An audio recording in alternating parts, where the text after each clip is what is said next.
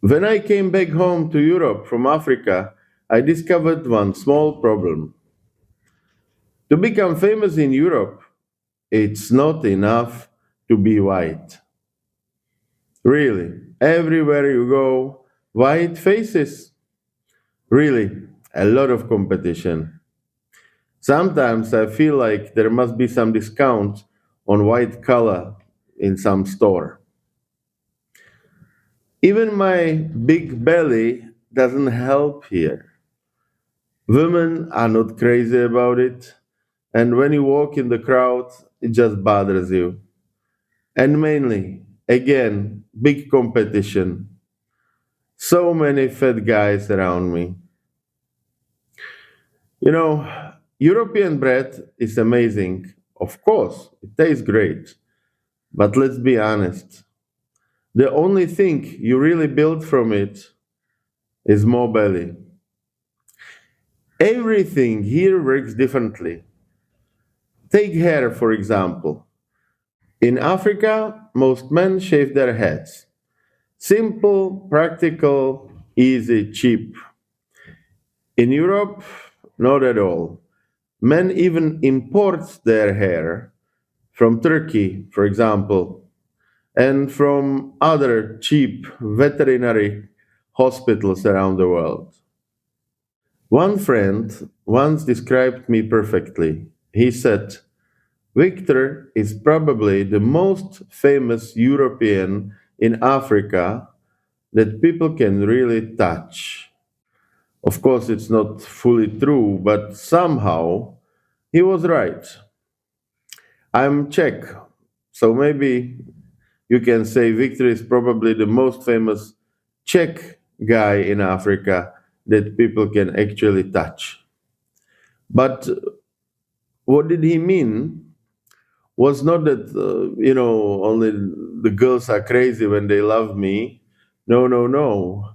But because the most famous Czech people in Africa are football players.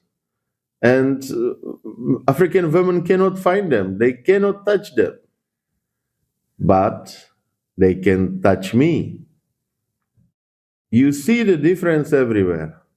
When I did karaoke on the palm trees, I sometimes got a standing ovation. Really. People thought that I might be even Pavarotti. But back in Europe, oh no, no, no, no. The event organizers prefer to turn off the lights so I don't scare the guests away. I know, it sounds crazy. I was surprised myself that I could attract any attention at all in Africa. But try this experiment. Ask your friends what would work better on Zanzibar: a photo with a famous European celebrity or a photo with me. You will be surprised. Even now, I still receive love letters from Zanzibar and occasionally requests for child support. You see, the world outside Europe works differently. In many places, confidence without evidence is enough. In Europe, oh no, even a letter from a certified expert is not enough to be taken seriously. Europeans are fascinating on social media.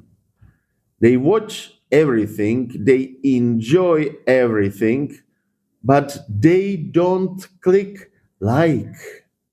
I once had a very successful European TikTok video. You know, guess what I got? Twice as many shares as likes. Europeans laugh. They send it to friends, but they won't click the heart. Heh. They don't want to make you happy. That would be disaster. And they don't like to leave a digital trace. but then they go and watch pornography for an hour, and that is fine. So in Europe, you must praise yourself. Nobody else will. That's why I would like you to ask you now, please take your selfie listening to my podcast and share it everywhere on social media. And write that it was amazing. Don't worry, lying is not really punished in Europe. Otherwise, half of the political institutions would be empty. Another interesting thing about Europe is that optimism is suspicious. I have successful, wealthy friends, and sometimes we talk and they say everything is wrong. I hate my life. Crazy. In Africa, happiness can be a good dinner and three beers. Suddenly, life makes sense again. In Africa, people are happy when you are yourself. In Europe, we have dozens of magazines teaching you every month how to be someone else. Hmm. In Europe, your friends will carefully explain why your idea won't work and why you should not even try.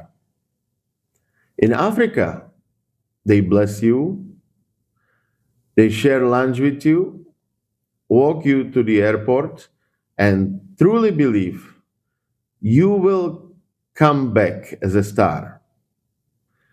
In Europe, they believe you will not come back at all.